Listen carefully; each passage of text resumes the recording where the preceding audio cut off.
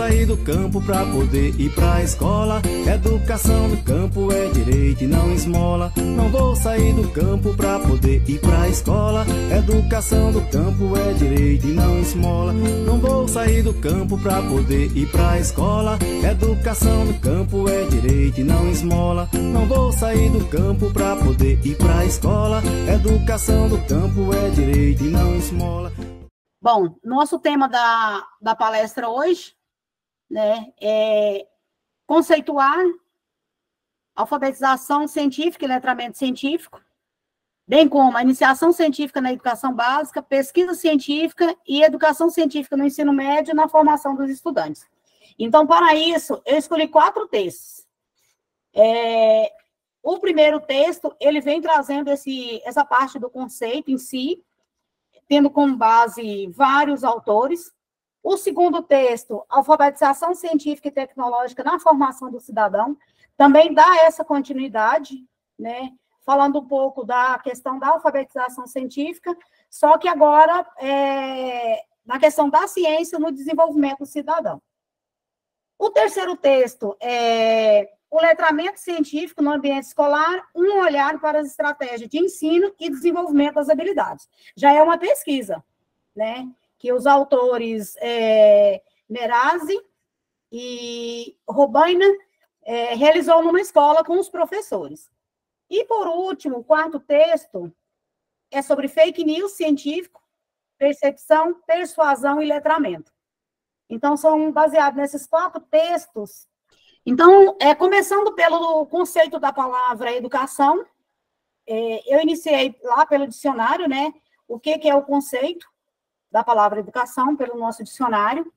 Segundo, pela nossa LDB. E terceiro, o conceito que a Constituição Federal traz dela, né? Pelo dicionário, é o ato ou processo de educar, aplicação dos métodos próprios para assegurar a formação e desenvolvimento físico, intelectual e moral de um ser humano. Pedagogia, didática e ensino. Na LDB, que é a nossa lei maior da educação, no seu artigo 1º, está dizendo o seguinte: a educação abrange os processos formativos que se desenvolvem na vida familiar, na convivência humana, no trabalho, nas instituições de ensino e pesquisa, nos movimentos sociais e organização da sociedade civil, né, e nas suas manifestações culturais. Então, em todos esses espaços, se dá a educação. Na Constituição Federal, no seu artigo 205, se eu não estiver enganada, na Constituição, são 14, do artigo 205 ao 214, se refere à educação. E no seu artigo 205, que é o primeiro artigo que refere à educação, está dizendo o seguinte, né? A educação, direito e dever, direito de todos e dever do Estado e da família. Será promovida e incentivada com a colaboração da sociedade, visando ao pleno desenvolvimento da pessoa no seu preparo para o exercício da cidadania e a sua qualificação para o trabalho. E daí, é desse artigo da Constituição que vem alguns conceitos que a gente encontra na mídia, né? Educação é direito de todos, a educação é dever do Estado, né? Tudo baseado nesse artigo 205. Aí continua, a educação é dever da família, os objetivos gerais da educação podem ser traduzidos a partir de leituras dos referentes artigos. O pleno desenvolvimento da pessoa, o preparo da pessoa para o exercício da cidadania, a qualificação da pessoa para o trabalho. Então, todos essas frases que são ditas aí, ela parte desse artigo 205. E aí, continuando, o conceito da palavra ciência. Aí eu busquei, né, no dicionário, reunião de saberes organizados e obtidos por observação, pela pesquisa ou pela demonstração de certos acontecimentos, fatos, fenômenos, sendo sistematizados por métodos racionais. Ou seja, sendo sistematizados por métodos, por uma metodologia organizada, sendo ela, como é que se diz assim? de forma metódica, pelos os parâmetros, né, de uma pesquisa. Derivada do latim, sente, a palavra significa conhecimento, mas não se trata de um conhecimento qualquer. Ela busca compreender fatos e verdades, leis naturais da vida, para saber explicar como o universo funciona. A ciência permite à humanidade compreender um pouco mais sobre a natureza. A ciência é importante na nossa vida, pois nos ajuda a ter uma qualidade de vida melhor. Através da ciência, muitas doenças foram eliminadas. E a ciência possibilita o avanço na saúde, na alimentação, na energia, entre outros. Se, na medida que eu for falando, se alguém quiser, é só interromper. Daí não tem como interromper por levantar a mão. Que eu possa não ver, mas aí pode falar. Vânia, eu quero fazer uma contribuição. Tranquilo?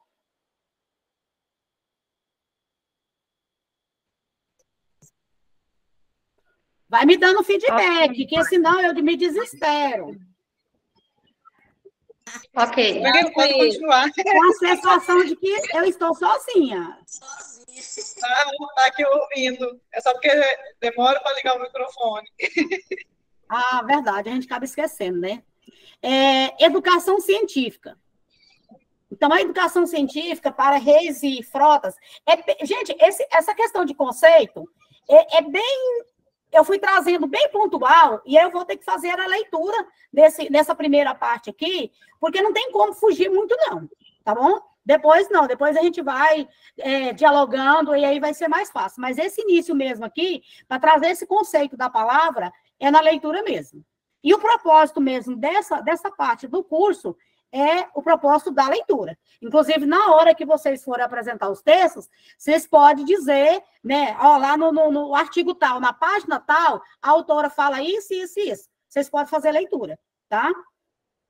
Educação científica, né? O conceito da palavra, segundo Reis e Frota, é um dos processos que se torna insubstituível para o desenvolvimento da aprendizagem das pessoas, desde a educação básica, podendo contribuir para o alcance de novos conhecimentos, com a finalidade de possibilitar inovações tecnológicas e científicas, a fim de compreender atividades profissionais, as quais serão exigidas no processo social e econômico, atribuindo aspectos críticos e reflexivos em torno das discussões da sociedade. Então, a educação científica é todo um processo que se aprende dentro de uma instituição, e isso vem desde a educação básica, que possibilita, né, contribui para novos conhecimentos, para as inovações tecnológicas e científicas. Então, é um processo que abrange toda a sociedade. Pedro Demo, ele afirma que contextualizar a educação científica e salientá-la como ela vem sendo observada na sociedade. Então, como que ele contextualiza a educação científica? Ele fala que ela é vista como uma das habilidades do século XXI, que é o nosso século. Por ser este século marcado pela sociedade intensiva de conhecimentos, sendo apreciada como referência fundamental de toda a trajetória de estudos básicos e superiores, como realce fundamental a tipos diversificados de ensino médio e técnico. Então, uma das principais... a educação científica é uma das principais habilidades desse século, né? Que vem desde dessa trajetória que é construída, né? Que a gente começa desde do fundamental, ensino médico, isso é boa, né? Ensino médio e assim por diante. Agora a gente começa a falar, eu acho que quem leu os textos a partir do 2, quem conseguiu ler o 2 e 3 ficou meio assim, falou, nossa, ora um texto fala de alfabetização, ora fala de letramento, né?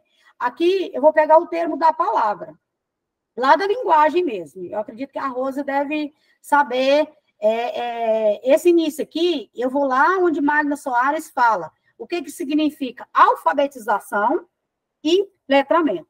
Então, eu começo daí, para depois a gente entender o termo alfabetização científica e letramento científico, sobre o que alguns autores, né, tem alguns autores que tem um certo entendimento e o outro já tem uma outra vertente. Então, o que é alfabetização? É a ação de alfabetizar. Difusão do ensino primário restrita à aprendizagem de leitura e escrita rudimentar. É o que está no dicionário. Alfabetização é um processo de reconhecimento de letras e som. Alfabetização é a base para uma educação construtiva, a qual ajuda as pessoas a desenvolver a leitura, a escrita, a comunicação, as ideias e o pensamento. Então, é o processo de reconhecimento, de ler e escrever. Reconhecer as letras e saber o som. Letramento, processo pedagógico de aquisição e domínio da capacidade de ler, escrever e interpretar texto. Alfabetização, o nível de letramento dos alunos. Mais uma outra compreensão. Entendemos por alfabetização a ação de ler e escrever. É o que a gente viu acima. Então, é uma ação que vai ler e escrever. Já o letramento é a utilização dessa tecnologia, é a utilização da leitura e da escrita em práticas sociais de leitura e de escrita. E aí, segundo Magda Soares, não adianta aprender a técnica e não saber usá-la. Ou seja, não adianta você aprender a ler e escrever se você não usa ele. Ou usa simplesmente para decodificar. E aí, Magda Soares, ela fala, um indivíduo alfabetizado não é necessariamente um indivíduo letrado. Alfabetizado é aquele indivíduo que sabe ler e escrever. Já o indivíduo letrado é o indivíduo que vive em estado de letramento. É não só aquele que sabe ler e escrever, mas aquele que usa socialmente a leitura e a escrita, pratica a leitura e a escrita, responde adequadamente às demandas sociais da leitura e da escrita. Compreenderam? Não, né? Então, aqui, eu até coloco. Qual a diferença entre alfabetização e letramento, de acordo com Magda Soares? Ela fala, né, propõe uma distinção entre o termo alfabetização e letramento. O primeiro corresponde à ação de aprender, de ensinar e aprender a ler e a escrever.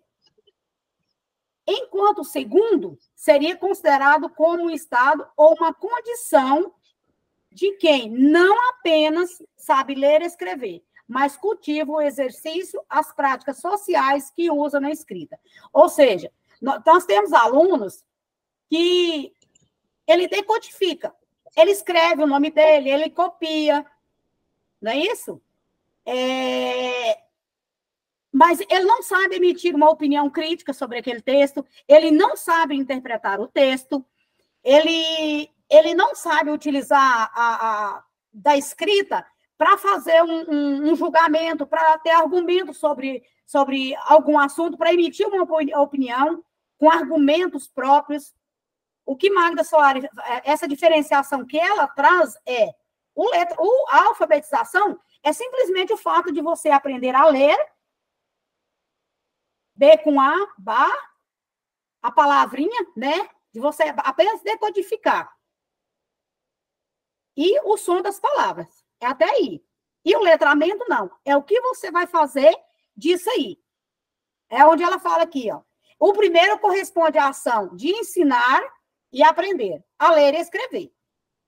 Enquanto o segundo seria considerado como um estado ou a condição de quem não apenas sabe ler e escrever. Ele tem que saber. O letrado, ele vai além da alfabetização, do alfabetizado. Além de ler e escrever, ele utiliza dessa leitura e dessa escrita para exercer as práticas sociais que usaria a escrita. Ou seja, para argumentar sobre sobre fazer uma leitura de um texto, saber explicar ele, saber emitir uma opinião. Tranquilo até aqui? Sim, Vânia. Sim.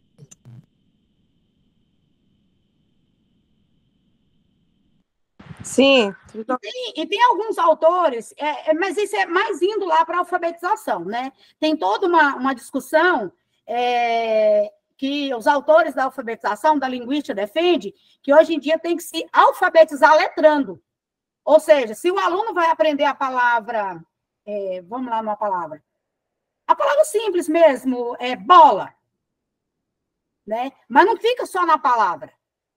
Ele vai além do formato da bola, do que é produzido a bola, vem mais coisa que o professor trabalha em torno da palavra. Ou então começa pela própria palavra do nome. Tem alfabetizadores que iniciam alfabetizando o aluno pela própria palavra, pelo próprio nome dele. E ali vai encontrando os significados. Então, a alfabetização por palavra. Mas não a palavra como decodificação do som silábico da palavra, mas de todo o contexto histórico, todo um contexto que está em torno daquela palavra.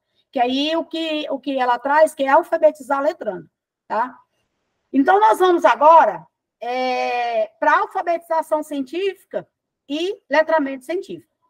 São termos usados quando se referir à educação científica. Quando a gente fala de educação científica, né, vai vir esses termos, alfabetização científica, letramento científico. E aí, quando eu fui em discussão com a minha orientadora para tentar encontrar o que trabalhar, né? Esse curso, eu vou ter qual é a palavra-chave que vai ter, para mim saber qual será o teórico que eu vou utilizar. E nós vamos chegar lá, tá? Talvez hoje não chegue nessa palavra ainda, ou nessa frase. Talvez hoje a gente não chega, mas nas próximas a gente vai chegar.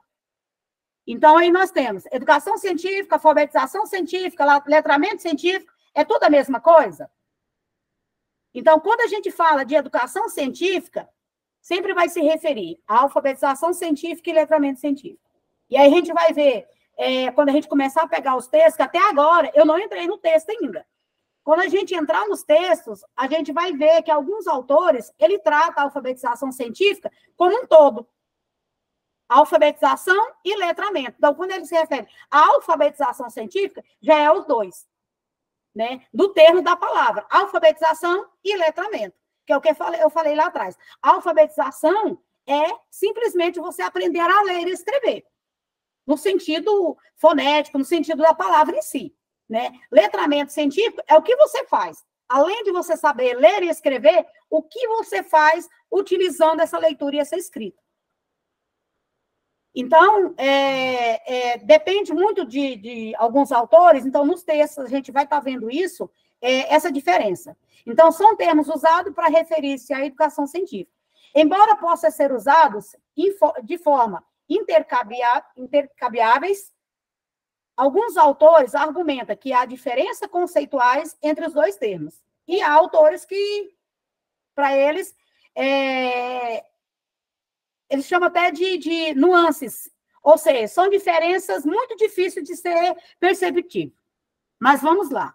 A alfabetização científica está relacionada à aquisição de habilidade básica de leitura e escrita científica, como a decodificação da linguagem científica e o processo de aprender a ler e escrever texto científico, compreendendo os conceitos e as informações apresentadas.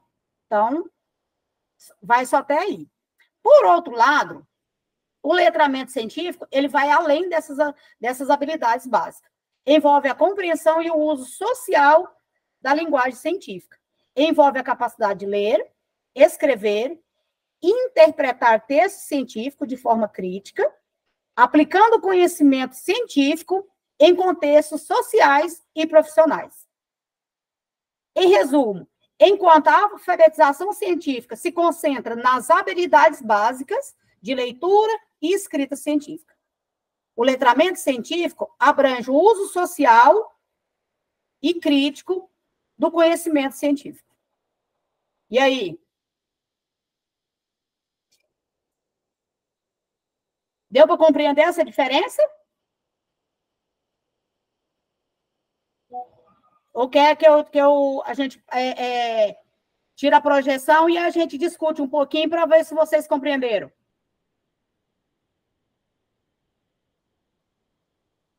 Esse tema tá no meu texto 3 também, né? E aí Sim. eu já consegui captar um pouco.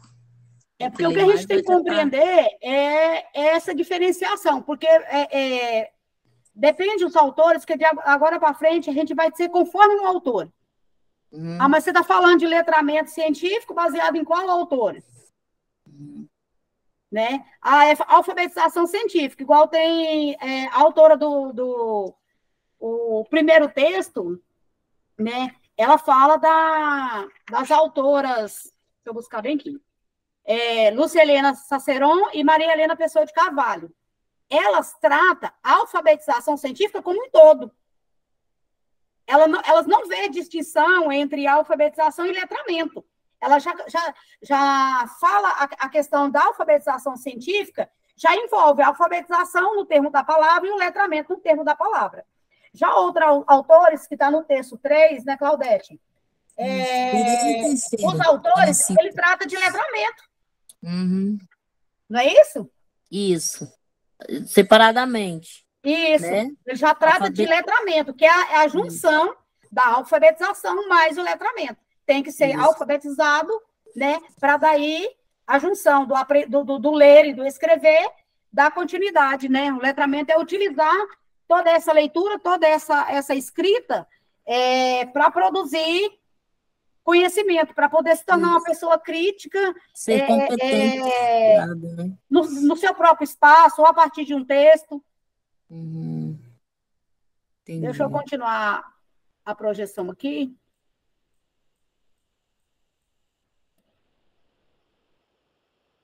Então, vamos lá, para o texto.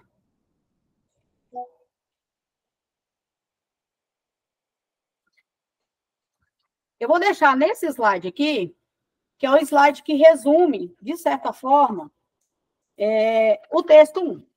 O texto 1, alfabetização científica versus letramento científico.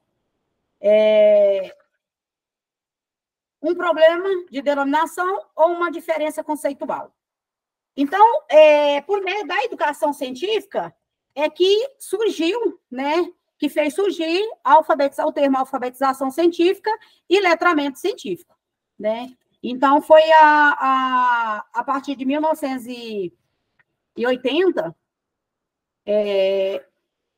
no Brasil, que começou a surgir o termo. Mas o termo alfabetização científica, ele era mais conhecido. E por que ele era conhecido? Porque aí elas utilizam o que diz Magda Soares, né? É a questão o Brasil, ele veio até a década de 80 com campanhas para poder reduzir o analfabetismo no Brasil, não é isso? Ele veio com toda uma campanha para reduzir o analfabetismo. E aí as pessoas foram se tornando o quê? Alfabetizadas. Mas alfabetizadas, e aí a gente pega o sentido da palavra, alfabetização, alfabetizada, significa o quê? Aprender a ler e escrever. E aí, o que veio surgindo no Brasil? Que hoje é chamado de quê? Quem consegue lembrar?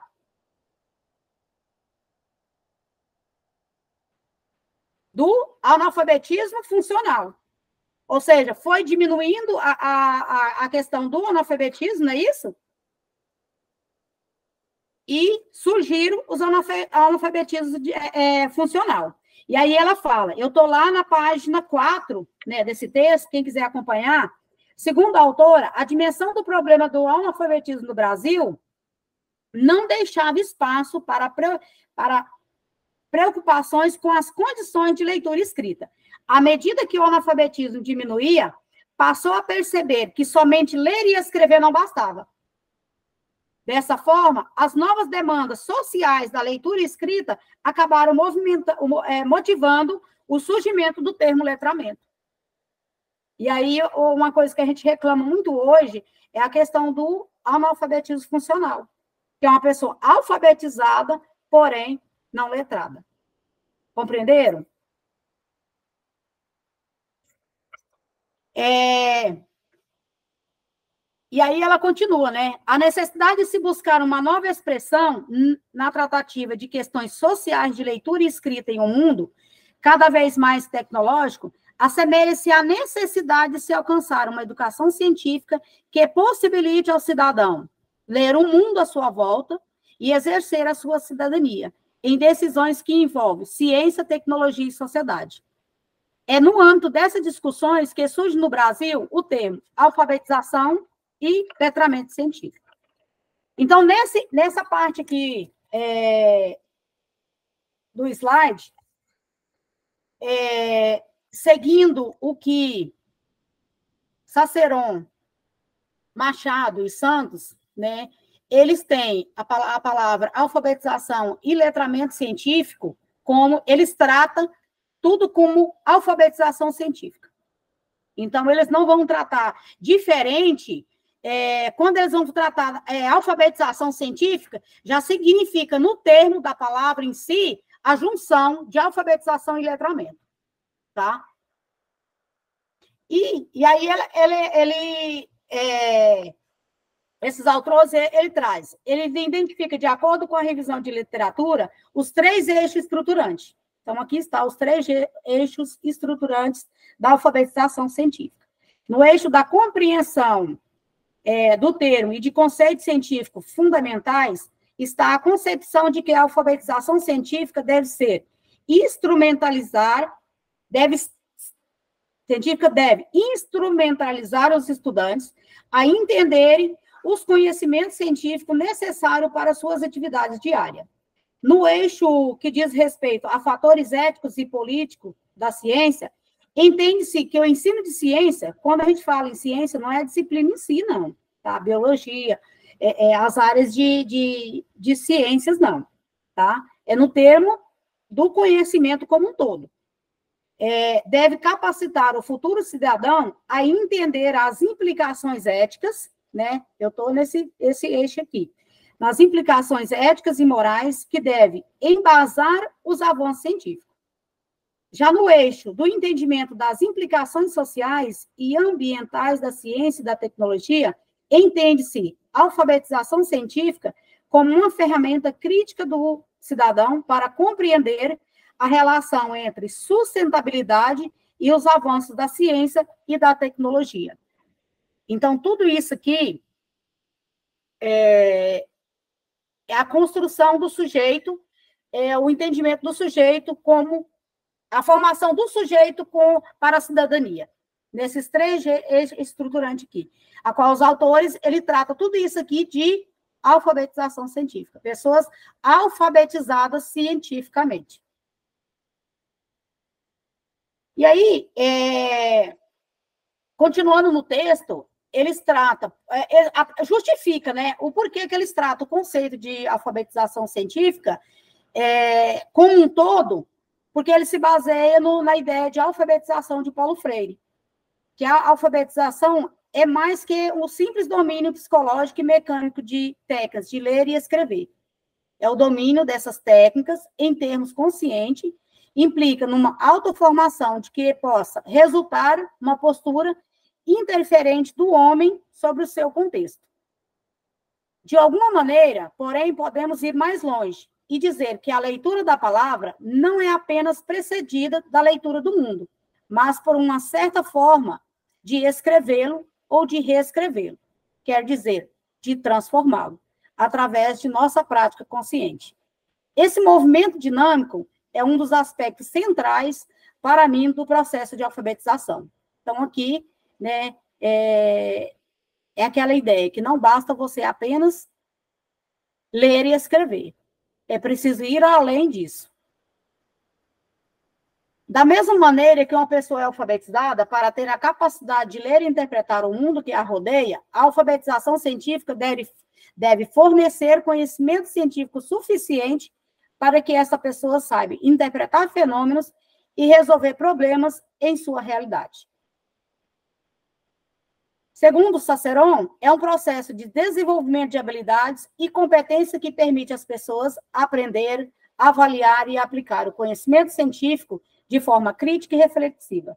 Isso envolve a capacidade de fazer questionamentos críticos, interpretar dados, reconhecer a relevância da ciência na sociedade e tomar decisões.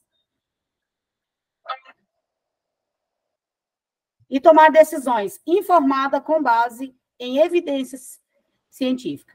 A alfabetização científica também inclui a compreensão dos métodos e processos científicos, bem como a familiaridade com os conceitos e teorias científicas.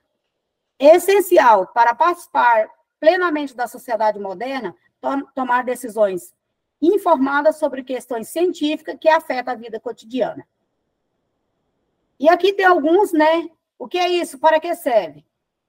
Então, já de uma linguagem bem mais simples, aqui já estou tratando da alfabetização científica já como um todo. Já vem lá no termo do letramento científico, né? Porque aqui eu já estou tratando como os autores, baseado no texto 1, da qual eles tratam, faz a diferenciação de alfabetização e letramento, mas, ao mesmo tempo, justifica o porquê que trata da utilização do ler e escrever para compreender e modificar e utilizar a leitura e a escrita para modificar o espaço em que vive, para poder emitir um argumento, uma opinião crítica. Então, aqui já é o termo da alfabetização científica para esses autores. Assim como o letramento científico vão ser usados por outros autores nessa mesma compreensão do termo. Então, a alfabetização científica se trata da capacidade de leitura e compreensão das linguagens que traduz e explica, pelo menos uma parte, né, o mundo em que vivemos. O nosso mundo está escrito em uma linguagem chamada ciência. E o que é ciência? É uma linguagem que traduz o modo como estudamos e compreendemos a natureza. Mas que isso, compreendê-la tem uma dimensão utilitarista e traz diversas vantagens. E aí vem a alfabetização científica, compreender os códigos. E aqui tem alguns códigos que não somente nós devemos compreender o código em si, mas o que isso significa? É a pessoa. O que é ser alfabetizado cientificamente? A gente olhar por esse código aqui e saber o que ele significa em um produto. E saber as consequências, se você utilizar um produto que tem esse símbolo aqui, quais as consequências que vai ter? Não simplesmente você, isso aqui significa uma caveira, né, tem um triângulo aqui e pronto. Mas o que isso aqui significa? É você ver esse símbolo aqui, que está aqui nesse círculo, né, traçado no meio, com a bicicleta. É você saber que se você for andar de bicicleta nesse local que tem essa placa, você vai sofrer alguma consequência. Tem a possibilidade de você ser atropelado. É você olhar para uma pessoa que está no contexto de um campo de futebol e ver ele levantando um cartão vermelho, você saber que você ou o seu colega está sendo expulso. Então, essa leitura vai além do que está no símbolo aqui. É você compreender esse símbolo e utilizar isso, né, ao seu favor ou a favor de alguém. Como que podemos fazer para que ocorra a alfabetização científica? É preciso estimular o estudante através de um ensino diferenciado, onde ele participa de forma significativa e efetiva do seu processo de construção do conhecimento. Se tornar sujeito do seu processo de aprendizagem. Não se limita apenas a resolver problemas e responder questionamento. Ou seja, simplesmente a perguntas e respostas sobre um determinado texto, que vai além disso, que ele possa experimentar e sair, ir além daquele contexto. Como ocorre? Os estudantes são naturalmente curiosos e dinâmicos, né? Quando são essas importantes características são reprimidas, né, por atividades mecânicas, a construção do conhecimento se torna desinteressante e pode frustrar os envolvidos. Então, continuando, aprender ciência o estudante precisa ser instigado, ter a curiosidade aguçada e o interesse pela ciência cotidiana. Sem conexão com nossas experiências anteriores, não produzimos conhecimento. É preciso estabelecer relação para que se forme uma rede de conceitos. Ou seja, é a junção daquilo que eu já sei, que vem por meio da experiência, juntando com o conhecimento científico para poder avançar. Agora a gente só é válido o conhecimento científico. O conhecimento do cotidiano, o conhecimento empírico, não é válido, não é isso, tá? Atividades diferenciadas que contemplem diferentes aspectos conceituais, né?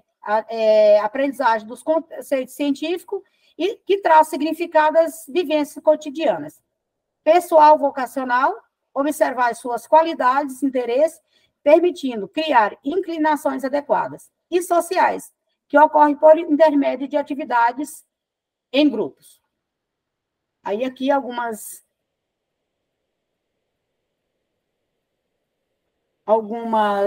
referências.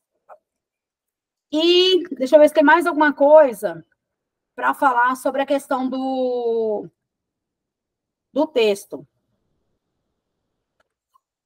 Eu fui sinalizando algumas coisas. Tá. Eu falei aí de alguns autores, né? Chassot, Cicerón e Carvalho, tudo trata de alfabetização científica. Já outros autores, como Cunha, Davel, eles optaram por letramento científico. Cunha também, ele faz opta pelo termo letramento científico, que eles acreditam que seja mais completo, tá? Então, quando a gente estiver lendo um texto, vai muito do autor que estamos lendo, né? Mas a Vânia falou de alfabetização científica, aqui eu estou encontrando letramento. Depende do autor que você esteja lendo, tá? Só finalizando o texto 1, lá nas considerações finais, a autora do texto, que é Bernaldi, vou só buscar aqui para poder falar o nome da autora do texto. Anderson Bertoldi. Ele fala o seguinte: há um grupo de estudiosos da educação científica, como Chassot, Cicerón e Carvalho, que trata alfabetização e alfabetização científica apenas como uma variação de denominação. Identificou-se que esses autores, apesar de conhecer as diferenças conceituais entre alfabetização e letramentos, e outros autores de área de letramento optaram por empregar alfabetização científica, em virtude da influência da concepção freiriana, da leitura de mundo. Para esses estudiosos, a ciência é uma linguagem que permite aos alunos a ler de uma forma crítica o mundo em que vive. Identificou também em uma segunda tendência que trata a alfabetização científica e letramento científico como conceito distinto. Gomes e Santos fundamenta-se na distinção entre alfabetização e letramento, proposta por Magda Soares. Busca diferenciá-los. Alfabetização científica relaciona-se com a capacidade de compreender, utilizar e refletir sobre um tema, utilizando a linguagem científica, promovendo a participação ativa e adequada nas práticas sociais e profissionais. E letramento se relaciona com a função e prática social do indivíduo, utilizando o conhecimento científico.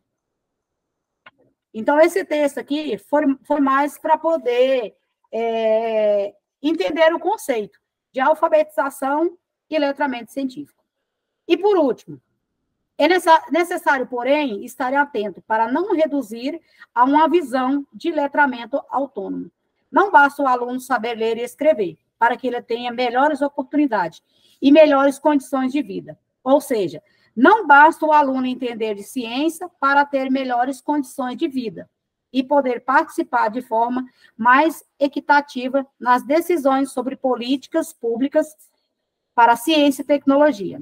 Para finalizar, ressalta-se a importância de se pensar no ensino de ciência como uma forma de letramento destacando a estreita relação entre ciência, discurso científico e linguagem escrita.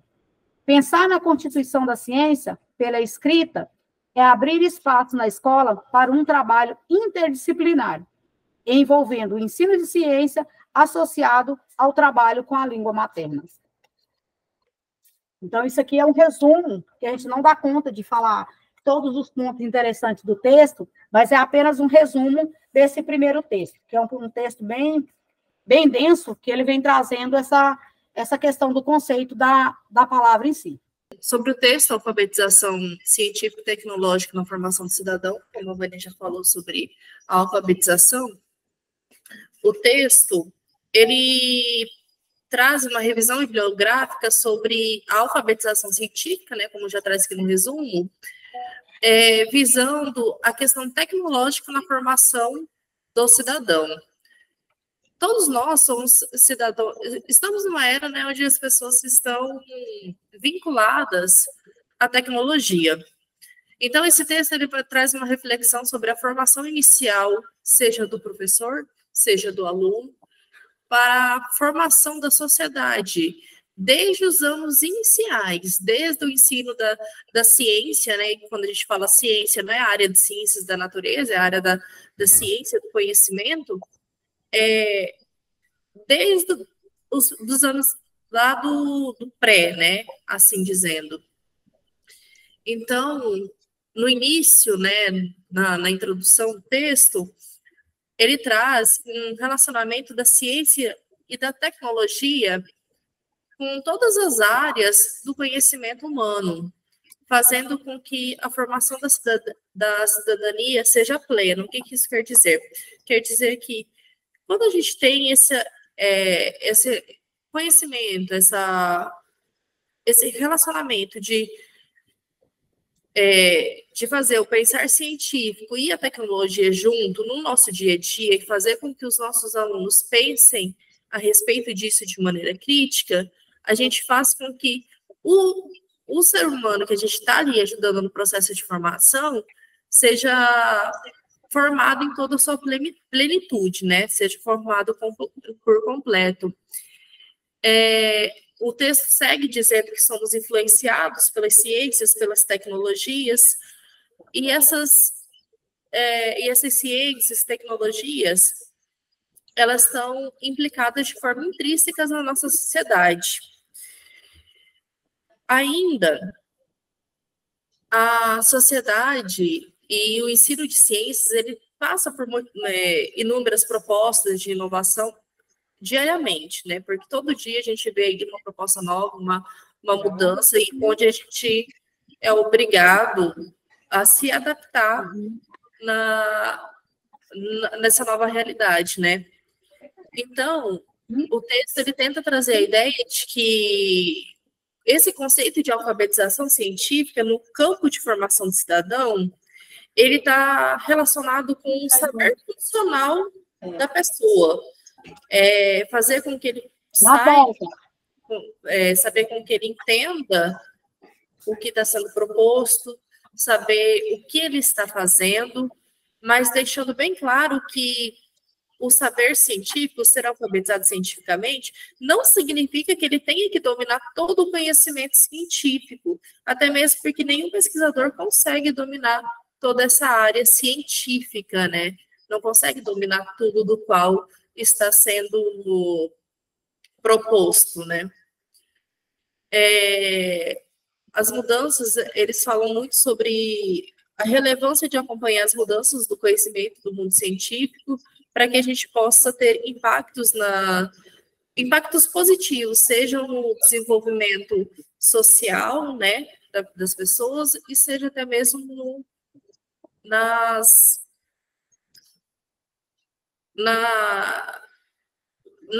inovações tecnológicas que estamos vivenciando. Aqui, no meu entender desse texto, que eu não entendi, a Jéssica já falou um pouco em relação às ciências, né?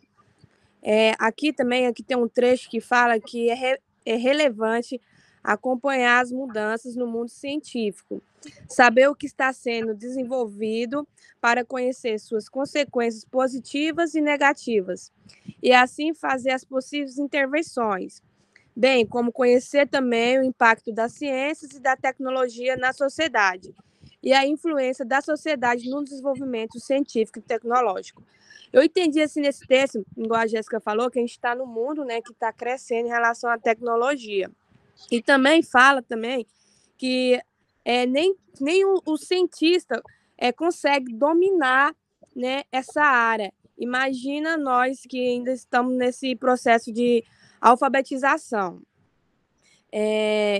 Então, aqui também fala também que a alfabetização científica representa também um conjunto de conhecimento científico e tecnológico, né, que facilita, né, a vida nossa, né, a vida do homem e da mulher. E é isso aí que consegue compreender, né, e transformar o mundo. Essa tecnologia está transformando o mundo. Isso aí, mais ou menos, que eu entendi em relação ao texto. Só para ali, entrando no final já, né, depois dessas partes sobre o impacto da ciência e da alfabetização, eles citam sobre a escola, sobre a função da escola e a função do professor. A escola ela teria uma função de acompanhar e refletir sobre a educação científica, né, com os alunos, independente se são crianças, né, ou adultos. E para isso, para fazer essa reflexão, é necessário ter um ponto de partida, sempre com um foco onde os alunos e professores são protagonistas dessa alfabetização.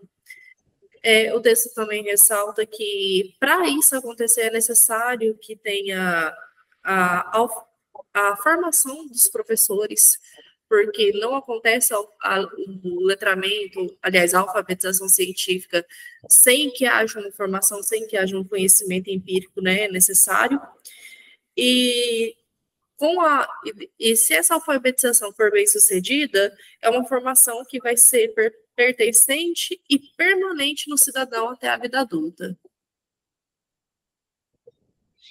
Até cita ali, né, segundo Freire, né, tanto o aluno quanto o professor, eles são protagonistas no processo de ensino-aprendizagem, né, porque o professor ele é responsável pela aprendizagem, né, mas o aluno ele tem que estar motivado também para poder aprender, né, ser alfabetizado, senão...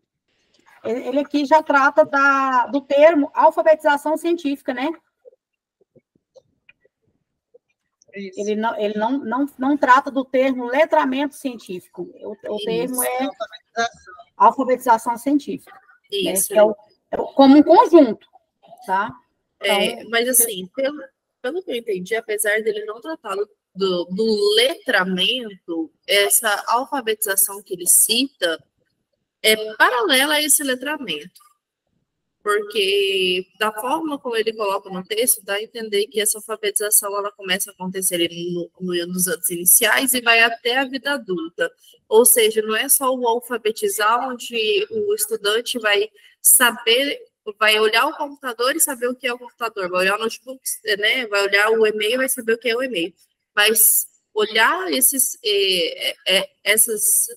aparelhos, esses aplicativos que a gente utiliza, e saber identificar, utilizá-los e pensar também de maneira crítica de como a gente pode utilizar isso no nosso cotidiano de maneira a agregar, né? Então, é uma alfabetização, mas também voltada para o letramento. E eu vi isso aqui, o letramento científico no ambiente escolar, um olhar para as estratégias de ensino e desenvolvimento de habilidades. Eu vou falar um pouquinho, a colega complementa. Foi um estudo que fizeram Denise e José Vicente, né? E foi na verdade, foi uma pesquisa mesmo que eles fizeram, né? Foram 43 professores, né? Que eles participaram dessa pesquisa deles, né? E aí eles lá falam muito sobre a questão do letramento, né? E da alfabetização científica. E eu gostei dessa parte bem aqui, que acaba resumindo tudo, como a Vânia estava falando, né? Ele fala que afirma que a alfabetização científica ela aponta para a importância do domínio da nomenclatura científica, da compreensão dos termos e conceitos E já o letramento, ele aponta mais para as habilidades, as competências, né? Eu acho que é mais para usar essas informações, né? O que a pessoa é capaz de fazer para utilizar as informações adquiridas na alfabetização, né? Ele fala que apesar, e ele cita Pereira e Teixeira, né? Ele cita, não é algo que o autor cita. Apesar da nomenclatura ser diferente, ele fala que é possível atribuir às expressões citadas a mesma definição conceitual que harmoniza a preocupação com o ensino de ciências, né? Para que este possibilite a construção dos benefícios práticos para as pessoas, a sociedade e o meio ambiente, a formação cidadã dos alunos, para a ação e a atuação na sociedade. Então, eu achei, assim, esse texto muito, muito, muito legal, né? Só queria ter tempo de ter lido melhor, tal. Gosto impresso da gente estar marcando, né? Aqui a gente fica meio que... Mas é assim mesmo. Ele fala que ambos os termos trazem consigo objetivos comuns, né? Que é o quê? Formação do cidadão e uma proposta de ensino de ciência de forma crítica, a busca da compreensão da ciência e tecnologia, né?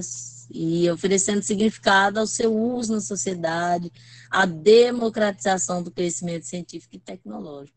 Então, a tecnologia vem aí, né? No ramo científico é muito favorável e tem contribuído muito, né? A valorização da ciência, o desenvolvimento de possibilidades para o sujeito compreender e modificar a sua realidade. Essa parte é bem interessante, porque quando se fala de educação no campo, né, a gente pensa nisso, né, no que ele pode ter um olhar científico para a realidade dele, né? Então, é isso que a gente está buscando fazer com os nossos projetos, né? Se a colega quiser falar, ela é um textinho um pouquinho grande, ele mostra lá nos resultados da pesquisa. Deixa eu ver se eu consigo achar aqui. Porque pense num negocinho aqui. Habilidade de indivíduo letrado cientificamente. Eu gostei desse mapinha mental aqui, né? Ele fala sobre as habilidades de medir, observar, experimentar, decodificar, gravar e tal, questionar, argumentar, utilizar conceitos científicos, né? Conectar, ler e escrever. Então, tudo isso aqui está envolvido ao letramento científico. Eu acho que é a parte que a gente está fazendo com nossos alunos, trabalhando com eles esse letramento, né? Essa parte aí. Até a gente mesmo acaba, né, aprendendo a fazer isso. E aí ele fala uma parte bem interessante, Vânia, que eu só vou refletir aqui, a colega depois pode fazer as considerações dela, mas referente às... Deixa eu descer aqui, estou sem mouse, peraí. Na pesquisa dele, ele pesquisou os professores, né? E aí, lá no finalzinho do texto, deixa eu tentar passar aqui, os resultados apresentados que ele obteve, né, na pesquisa dele, considera que os professores disseram que potencializa a alfabetização e o letramento científico. Eu gostei, 34,9% das respostas, os professores trouxeram a ideia das atividades práticas em sala de aula, né? Então, assim, experimentos, nós do ramo do campo da física, né, da biologia, química, aí, né, dá para trabalhar bastante com essas coisas, que envolve a investigação, desperta a curiosidade dos estudantes, isso é letramento e alfabetização científica também, né? Às vezes a gente pensa que a gente não faz, muitas vezes, né? E a gente acaba fazendo, mas muitas vezes a gente não tem conhecimento científico, que é uma prática e um letramento, uma alfabetização científica, né? Apresenta-se aqui atividades práticas, envolve a pesquisa quanto da teoria quanto da prática. Relatório a partir de pesquisas construídas, né? Então, sempre que trabalhar com alguma experiência ou algo, a gente pedir relatórios disso, né? Para eles começar a ver isso aí. Construção de mapas mental, isso é muito bom também, gosto muito de trabalhar com isso, né? Os esqueminhas, documentação, fotos, vídeos, né? Tudo isso é... Então, assim, eu gostei bastante. E tem os outros percentuais aqui, mas a gente fala demais, né? Aí tem os 14% que identifica as estratégias. Alguns exemplos surgiram foi através dos projetos, né? Que já foi, 14%, né? Sempre os projetos, eu penso que a gente precisa deles para trabalhar. Eu acho que o que a maioria dos professores disseram aqui, que potencializa, né? Como os experimentos, as atividades práticas, né? Quando você projeta essas atividades, eu penso que potencializa, né? Só isso que eu queria falar mesmo, a colega aí fica à vontade. Boa tarde, eu vou continuar aí, né? Que a colega começou. Eu gostei também no resultado aí, né, que ela citou agora. Os professores que participaram das pesquisas são experientes e carregam consigo a experiência de sua vivência no trabalho, no cotidiano da sala de aula. É possível destacar que os professores percebem a importância da pesquisa e do processo investigativo para a formação do indivíduo crítico, assim como pode-se constatar na resposta indicada pela maioria, né, através da pesquisa e do resultado, ou do resultado da pesquisa aí, né, os professores falaram desta forma. Outro ponto também que eu achei bem interessante foi relacionado a... Só um minutinho. Uma questão, lá na página 22, tem como aí você colocar na página 22 para mim, tá? Só chegar lá, peraí. 22, Ciro. Isso, na sua opinião, qual a faixa escolar adequada para iniciar a alfabetização e letramento científico? Nesse gráfico aí, né, nós podemos ver que na pesquisa aí foi identificado na educação infantil com 58,1%, certo? Eu achei bem interessante. E aí fala que é possível perceber que na grande maioria das respostas, os professores entenderam que é importante iniciar o letramento científico com os estudantes na educação infantil e séries iniciais, o que indica a possibilidade de iniciação científica já nos primeiros anos de escolarização. É importante ressaltar que a criança ela traz consigo a curiosidade e não tem o medo ou vergonha de perguntar, assim como já expressa as suas ideias na construção de hipóteses, onde tenta resolver o problema que se apresenta. Estas são habilidades imprescindíveis para um cientista. E o ambiente escolar deve favorecer esse tipo de iniciativa e oferecer possibilidades para que estas habilidades continuem em desenvolvimento. Para isso, é importante construir espaços em desenvolver atividades que promovam a curiosidade e a criatividade na construção de ideias e possibilidades de aprendizagem. Aí eu volto pelo que a colega falou, relacionado também àquelas atividades práticas, né? Que aí incentiva mais os alunos, né? A ter, incentiva tanto no ensino, né? E aí também a questão da curiosidade deles conseguir, né? Chegar no resultado. E aí eu vou finalizar com essa consideração finais. A Daiane está no coisa ou não? Na reunião? Acho que ainda não, colega. Acho que ela não está ainda não. Não havia aqui, não entrou. Pronto. Então, eu vou finalizar.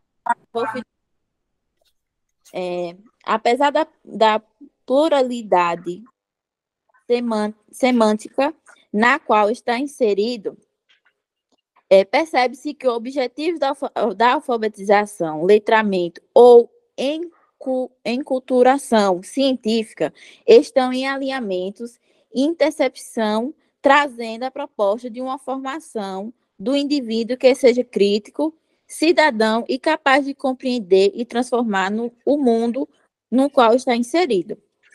É notável também que a demanda para a inserção pelo letramento científico na escola, como objetivo central do ensino de ciências, e crescente alinhamento com a necessidade da preparação dos estudantes para a vida em sociedade, de forma participativa e responsável.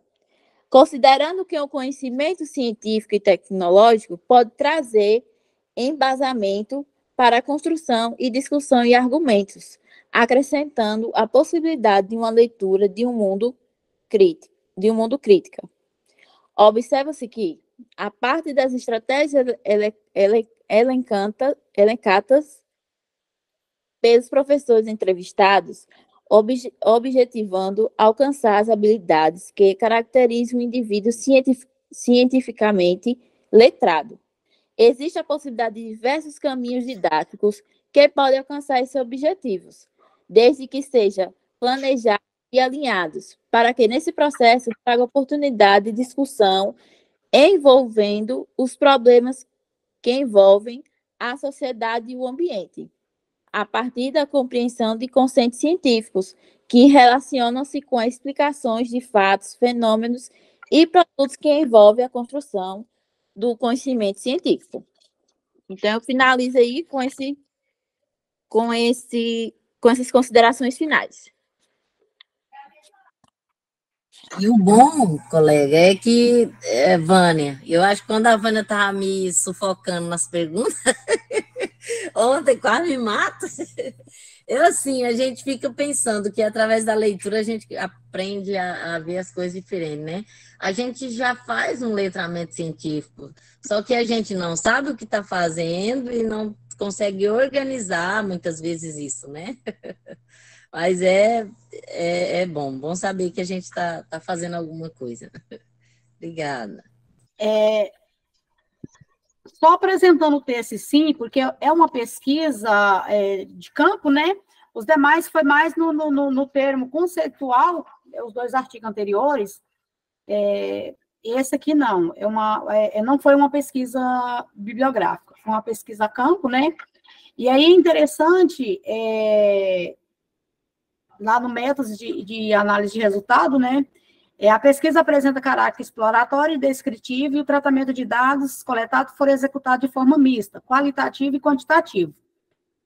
Foi entrevistados, né, através de um questionário de perguntas fechadas e abertas, 43 professores. Aí vem o nível, né? O nível de atuação, aí o tempo de experiência em sala de aula, as habilidades de letramentos, né? O resultado com que a investigação, quais estratégias ou metodologias que os professores utilizam, né, que potencializa a alfabetização e letramento.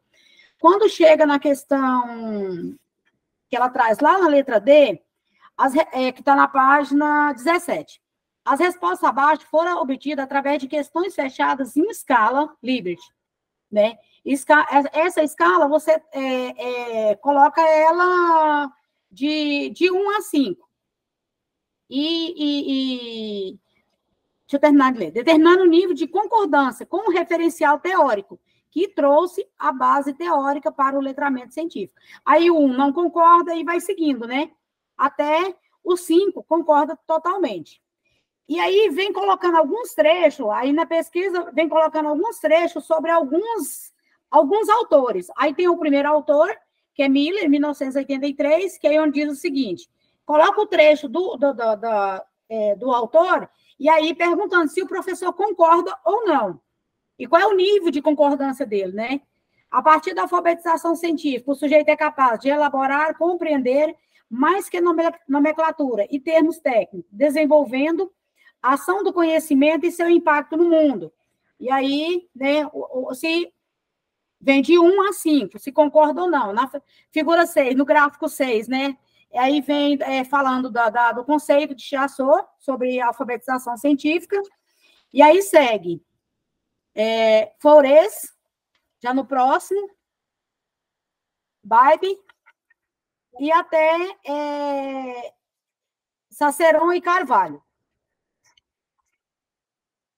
Então, é interessante, né, que, assim, eu que não sou da área das ciências da natureza, não tinha esse conhecimento desse tipo de pesquisa, da gente colocar, citar os autores e ver o nível de concordância dos professores com relação a aquela ideia em sala de aula. É bem interessante. Vamos para o próximo texto e último, né, sobre fake news científica. percepção, e quem falou dessa questão da fake news científica foi a Kelly no último encontro nosso. Percepção, persuasão e letramento. Eu tirei alguns recortes aqui, coloquei aqui no slide, porque por tópicos parece que é mais fácil para falar do que direto no texto, né?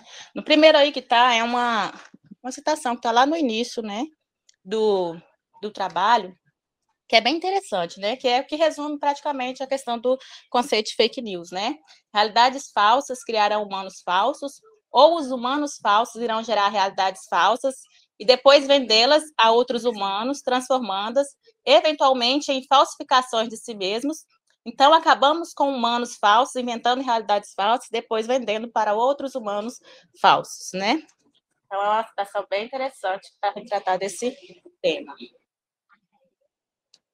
Bom, esse trabalho é um artigo, né? Tá passando? Passou a tela aí para vocês? Parece que não passou. Não, não passou. Tá só na... Tô conseguindo passar aqui, mas eu tô vendo aqui na tela que não tá passando, né? Aí, isso, passou. Só se for sim, né? Porque estava escondido. Então, eu vou deixar assim que dá para ver, né? Então, o presente artigo, né, lá do que a gente vai falar um pouquinho, ele explora a compreensão de quais elementos influenciam na credibilidade das fake news científicas, né? A pergunta norteadora da pesquisa lá do artigo é: quais são os elementos que endossam a credibilidade das fake news científicas? Aí o estudo, né, a justificativa do estudo é no entendimento de que a forte difusão de informações por meio de mídias sociais pode influenciar na tomada de grandes decisões em sociedade, né? Então, o objetivo do artigo é compreender os motivos que contribuem para a divulgação da fake news. Daí aqui está um pouco da introdução, né? Tem alguns conceitos interessantes que ele traz lá na introdução. Aí eu coloquei alguns tópicos aqui que é para me comentar. Notícias envolvendo temas sobre ciência e tecnologia encontram presente em variados espaços. O trabalho de divulgação, né? Hoje em dia a questão da divulgação de notícias, né, não está só apenas em artigos científicos, ele pode estar relacionado, né, a programas de televisão, revistas, jornais, e mais recentemente, né, a questão das redes sociais. Aí se pergunta, né, mas será que tudo aquilo que circula nesses meios está pautado em uma literatura científica de fato, né? A gente observa hoje, né, na atual conjuntura, a circulação de discurso não é de exclusividade da mídia jornalística ou dos meios oficiais de divulgação científica, né? A gente observa informação em vários outros meios. Aí, na questão da introdução também, a era da desinformação, né? Percepção, persuasão e fake news. Aí traz um contexto geral, né, que no ano de 2016, né, o Oxford Dictionary, né, elegeu esse tema aí chamado pós-verdade como a palavra do ano. Aí tá, por que foi nesse ano, né? Porque naquele contexto, né, tinham acontecido 2 temas, né, eventos, né, que ficam considerados foco de fake news, né, que foi a saída do Reino Unido da União Europeia e a vitória do Donald Trump, né, para a presidência dos Estados Unidos, né? Esses 2 eventos eles tiveram em comum, né, um alto índice de disseminação de notícias falsas, né, ou chamadas fake news, principalmente por meio das mídias sociais. Por isso que foi ligado, né, esse termo, a criação desse termo pós-verdade naquele ano com esses 2 temas, né? Aí está o conceito de pós-verdade, né, que se relaciona ou denota circunstâncias nas quais fatos objetivos têm menos influência em moldar a opinião pública do que apelos à emoção e às crenças pessoais.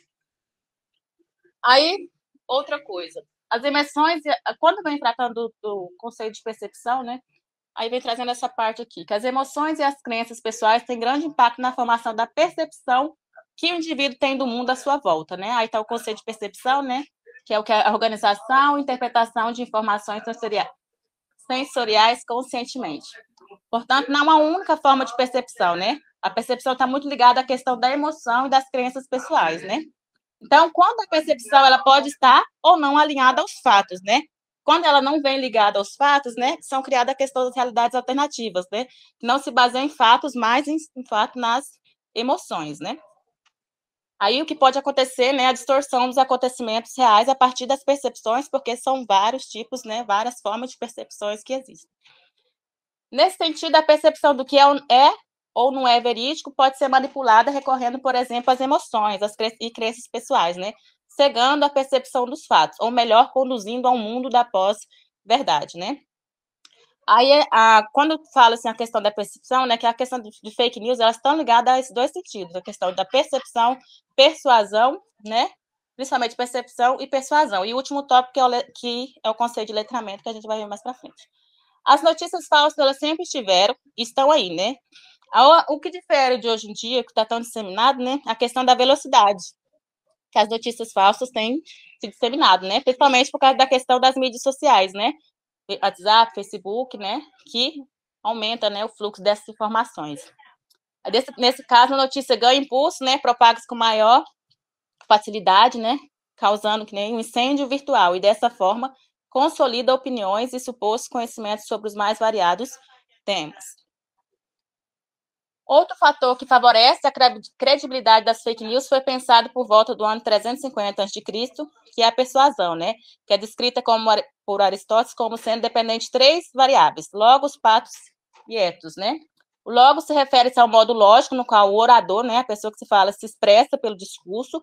O patos é relativo à forma com a qual o orador invoca as emoções do seu público, e o ethos é a maneira com a qual o orador se apresenta como figura competente, ou seja, para que uma verdade possa tomar contornos de uma possível verdade, há um apelo por intermédio do discurso, da racionalidade e das emoções, né? Que a percepção tem a ver com a questão do que a pessoa, né, percebe do seu mundo à volta. A persuasão é a questão da capacidade, né, de eu persuadir, de convencer a pessoa a acreditar em algo, né?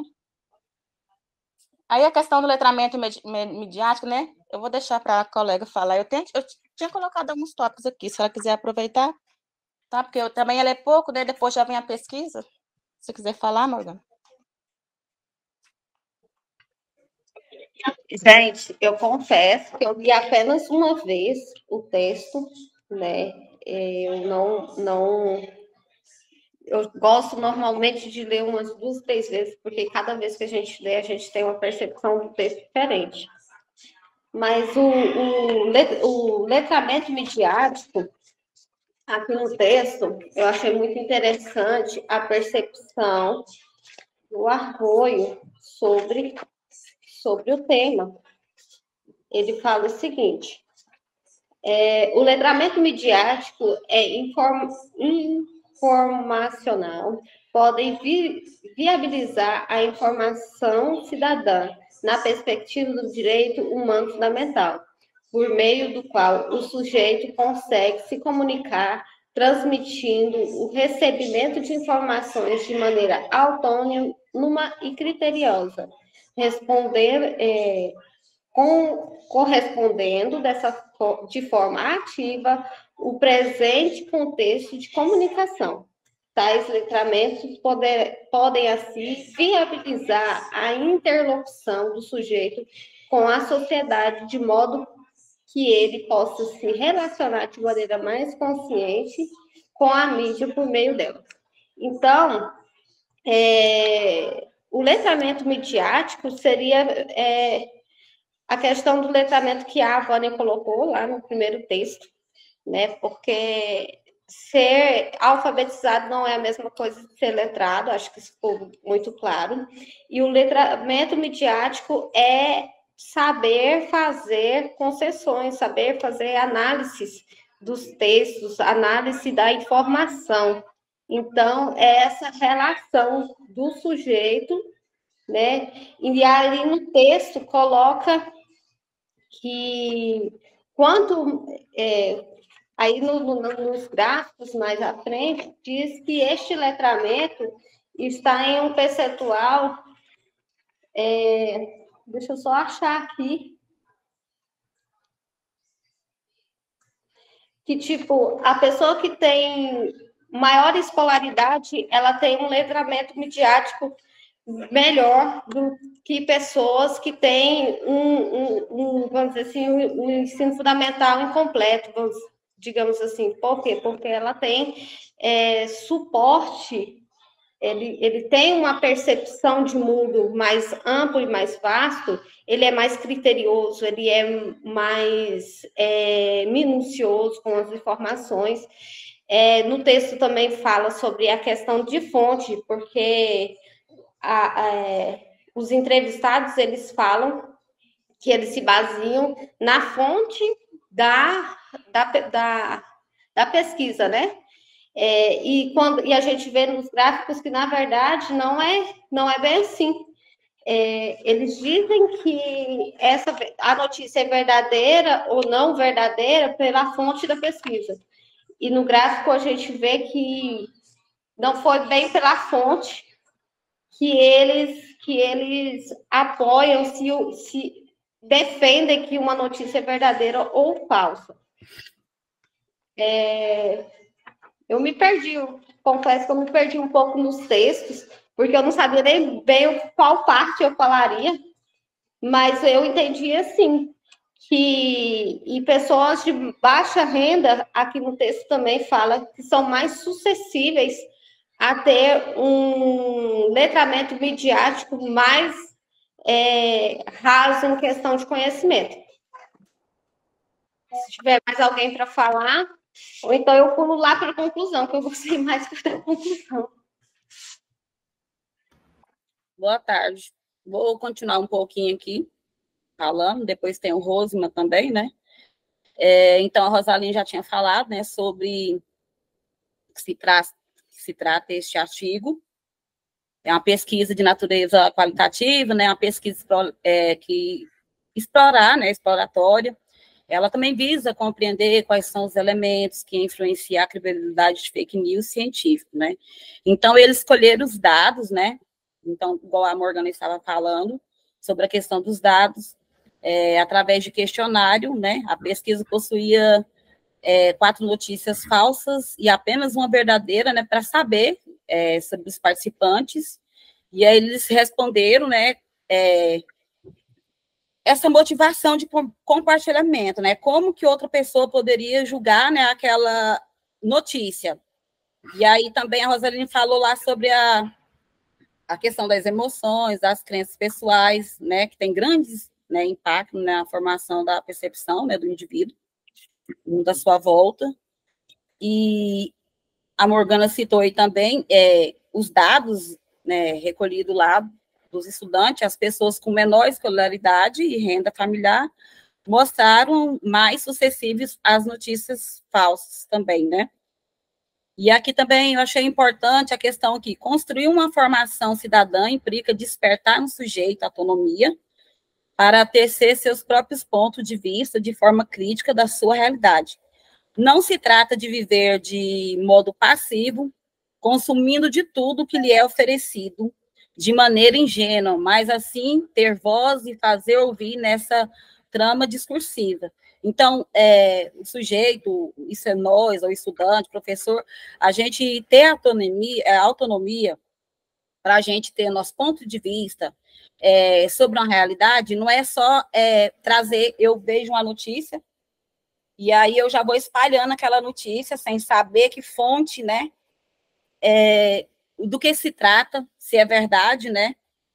E aí vamos espalhando, igual falou aí sobre as fake news no Facebook, usa, né, as mídias para levar, né, aquelas, por exemplo, tem uma crítica em cima disso, né? Porque você precisa saber as informações, né?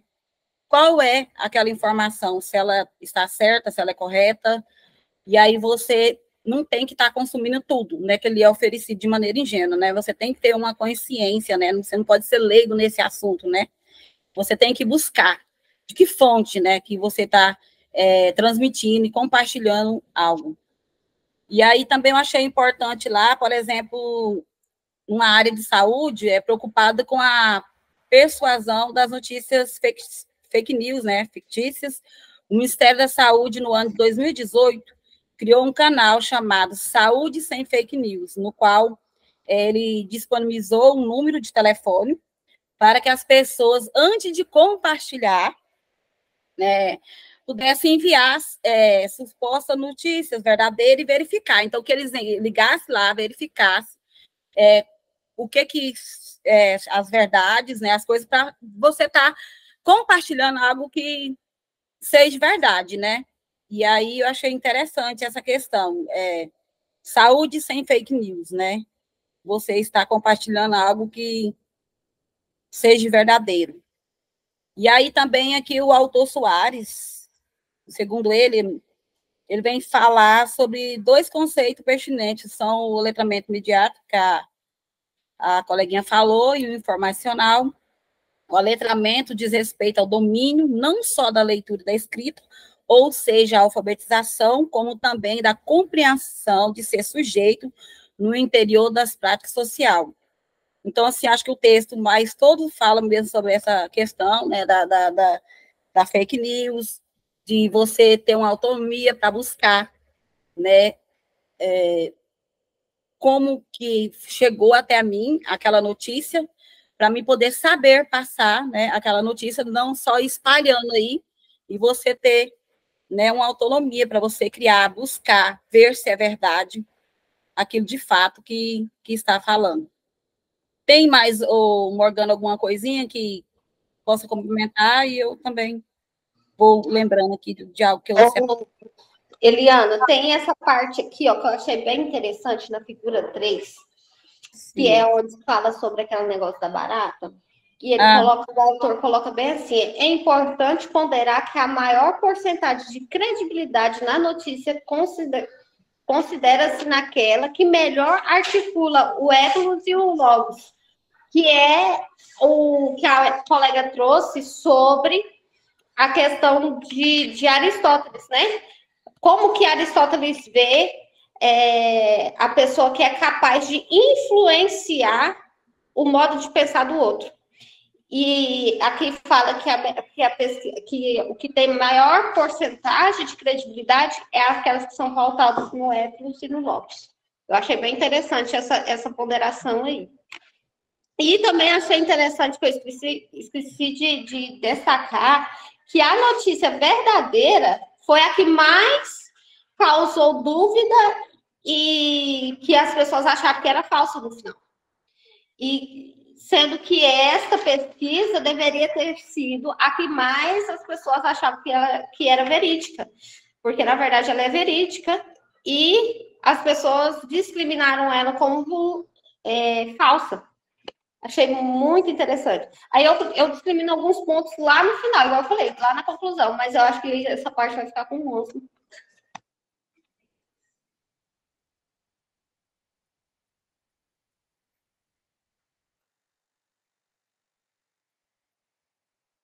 Rosaline, você não recortou aquela estrutura da figura 1, não, né? Eu achei bem interessante. Eu tinha colocado aqui, só que era muito gráfico. Eu falei, esse trem vai ficar muito demorado. Não, é só a figura 1. Aquela estrutura persuasiva do fake news, compartilhada em 2017, que é onde vem mostrando os três conceitos de Aristóteles, da persuasão, ethos, logos e patos.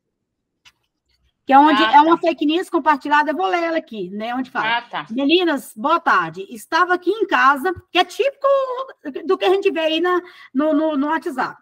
Estava aqui em casa escutando o Roberto Canazzo. Até estou tentando entrar no site da Rádio Globo para ver se eu consigo pegar essa entrevista dele. Se vocês conseguirem entrar no Roberto Canazzo, ele entrevistou hoje a dermatologista falando sobre a vacina da febre amarela. É onde é o conceito de Aristóteles de ethos. Aí vem, gente, ela é muito perigosa. Então, o que faz no início? Todo um roteiro de credibilidade, para gerar a credibilidade. Gente, ela é muito perigosa. Ela falou que quem tomar vai ter a reação. Não tem essa, será que vai ter? Vai ser a reação. E ela falou que 50% dos casos vem a óbito. Que é para que a gente tomar cuidado. Pensar muito bem antes de tomar essa vacina. Antes de dar a vacina para as nossas crianças. Então, assim, vem com todo um argumento para causar pânico. E aí, assim, o início vem para dar credibilidade. Foi uma entrevista na Rádio Globo. Aí, ela entrevistou uma dermatologista que falou que a vacina, né? Aí vem todo um contexto falando para poder, é o poder de persuasão, para poder dar credibilidade àquela notícia falsa, né? A IETS é evocado tanto pela figura do apresentador de uma rádio conhecida, quanto pela figura do dermatologista. Então, é utilizado para dar credibilidade. No segundo momento, o logos é apresentado pela utilização de um dado numérico e o jargão empregado na área da saúde, expressando a racionalidade lógica. Por fim, patos aparece ao mencionar que tal vacina pode levar crianças e adultos a óbito. Então, esse como é utilizada. Quem tem mesmo, faz uma fake news a fim mesmo de fazer com que ela tenha credibilidade na mídia, ela é fake intencional. Então, tem todo um esquema que é utilizado para levar, fazer com que as pessoas acreditem naquilo. Então, meninas, vocês podem finalizar. Vânia, eu achei bem interessante também a questão do meio, do dispositivo. Oh, meu Deus, agora esqueci o nome. Que o WhatsApp, que é um mecanismo mais pessoal, é um dos maiores disseminadores de fake news. Então, são por compartilhamentos, sabe? Porque a gente às vezes fala assim, porque estava lá exposto e por isso que aconteceu, né? A disseminação. E o WhatsApp é uma coisa que cai no teu celular meio que das suas, vamos dizer assim, das suas pessoas, dos seus relacionamentos mais próximos, enfim. Eu achei muito interessante essa parte. Uhum. Vânia, eu vou só complementar, tá? O pessoal bom. já falou bastante aí. Sim. Aí eu queria só ler uma parte aqui, que é lá da parte do letramento midiático e informacional, né? Que ele fala lá que, de acordo com a Arroio 2017, os letramentos midiático e informacional podem viabilizar a formação cidadã na perspectiva de direito humano fundamental, por meio do qual o sujeito consegue se comunicar, transmitindo e recebendo informações de maneira autônoma e criteriosa, correspondendo de forma ativa ao presente contexto da comunicação. Tais letramentos podem, assim, viabilizar a interlocução do sujeito com a sociedade, de modo que ele possa se relacionar de maneira mais consciente com a mídia e por meio dela. Aí é tanto que, por meio dessa questão da regulação das mídias, né, está bem mais criterioso, que surgiu aqui no Brasil a PL 2630, né, que é a PL das fake news, que tanto quando você já entra em tal aplicativo, em tal rede social, ela mesmo já vem banindo a notícia, né? Quando ela vê a notícia, você já vai receber um sinal de que ela é uma possível fake news, certo? Então, já essa questão das próprias mídias, né, elas já estão sendo reguladas de forma automática para banir essas fake news. Aí também, lá nas considerações finais, ele fala, né, que esses elementos identificados no estudo sugerem a necessidade dos letramentos midiático, informacional e científico para formar cidadãos mais autônomos e compromissados com fatos, e menos suscetíveis a emoções e crenças, conforme se constata neste momento da pós-verdade. Cabe ressaltar que esse atual desafio deve ser incorporado ao contexto escolar e principalmente à formação de professores para que possam contemplar essas novas demandas da sociedade conectada em rede.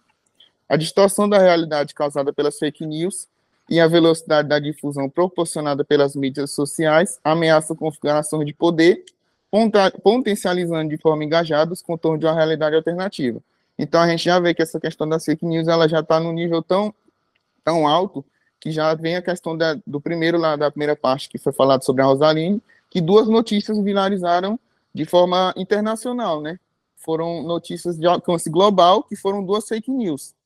Então, aqui também, igual as meninas já falaram aí no texto, né? Que aqui também fala nas considerações finais, que essas fake news, elas chegam de uma forma mais forte, né? A pessoas que têm menor escolaridade e menor renda. Então, elas vão estar mais frágeis à questão das fake news. E também a gente vê, né, igual a Morgana acabou de falar, que as mídias sociais que mais chegam à questão das fake news são o WhatsApp, o Facebook, que a maior parte da sociedade tem acesso a essas mídias sociais. Então, a gente já vê que em outras mídias sociais, como o Instagram, o Twitter, não tem tanta veracidade de fake news, certo? Então, era mais ou menos, basicamente, isso que eu queria falar, que eu vi aqui de mais detalhado aqui no texto. Aí, se alguém quiser completar. Bom, a gente já está indo para as 2 horas de discussão. Só fazendo um resumo rápido para a gente encerrar, a gente conseguiu discutir hoje, né, nessas 2 horas, 4 textos bem densos, né, que fala de alguns conceitos que, primeiro, nós temos que aprender para a gente levar isso para o nosso aluno. Então, a gente percebe, assim, o quão nós somos falhos e o quão nós precisamos estar buscando entendimento. Eu sei que, assim, que nós ficamos num mundo emergido com coisa dentro da escola, e que se a gente falasse, não, eu preciso tirar um tempinho para poder ler, né, para me poder munir de ferramentas, para mim poder conseguir levar informação, conhecimento para os meus alunos. Porque hoje nós discutimos da educação científica, alfabetização científica, entendemos o termo alfabetização e letramento de Magda Soares, passamos por alfabetização científica e letramento científico, sobre a visão de alguns autores falam da alfabetização científica já como um todo, já tem outros autores que ele trata do letramento científico, e nós chegamos lá, além do alfabetização, letramento científico, do letramento midiático, que tem relação com a questão da divulgação das fake news. Então, se a gente pegar assim, a quantidade de coisa que a gente viu agora, e que se cada um pegar agora e falar assim, não, eu vou fazer uma síntese disso aqui, para mim ter entendimento do termo e do conceito em si, é muito aprendizado que nós tivemos agora. Isso, e nós temos que fazer isso, apesar de tanta coisa que nós temos que fazer, mas isso para o nosso crescimento, para o nosso entendimento desses termos, para a gente poder conseguir dar uma aula melhor, a gente não ter, poder ajudar o nosso aluno, poder fazer com que eles tenham a compreensão do mundo em que ele vive, dessa realidade que estamos vivendo. Não é isso? Isso mesmo, Vânia. Não vou sair do campo pra poder ir pra escola. Educação do campo é direito e não esmola. Não vou sair do campo pra poder ir pra escola. Educação do campo é direito e não esmola.